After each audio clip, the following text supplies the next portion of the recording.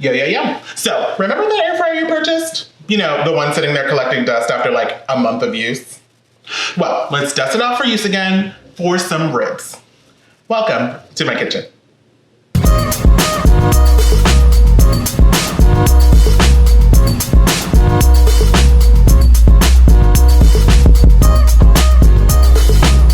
Now, I know that low and slow, oven-baked, fall-off-the-bone ribs goodness is ideal. But sometimes we just don't have the time. So, bust up that air fryer and let's get to it. All right, so I have my ribs here and I've separated them because we can't put a whole rack in there. First thing we want to do is go ahead and get these pat dry.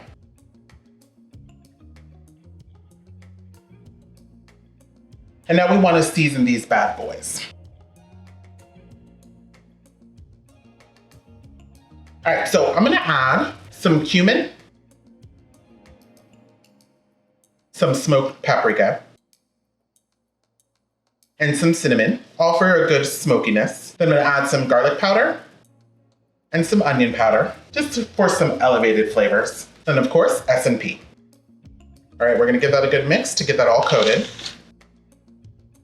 We're gonna place these in our basket with or without a perforated parchment paper. Now, as far as cooking, you're just gonna use your best judgment.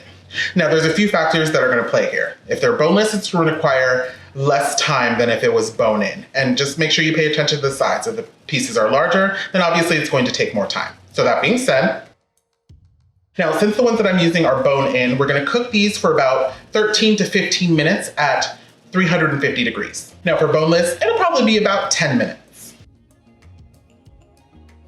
Perfect. Now, before we cook them again, this is the time to add any kind of sauce. So I'm gonna add some barbecue sauce to these.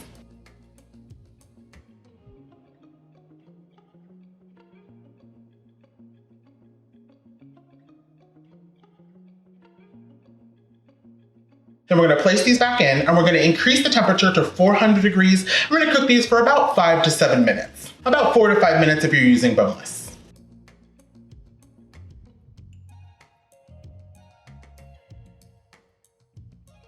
And boom, there you go. In less than 30 minutes, you have rib deliciousness on a plate.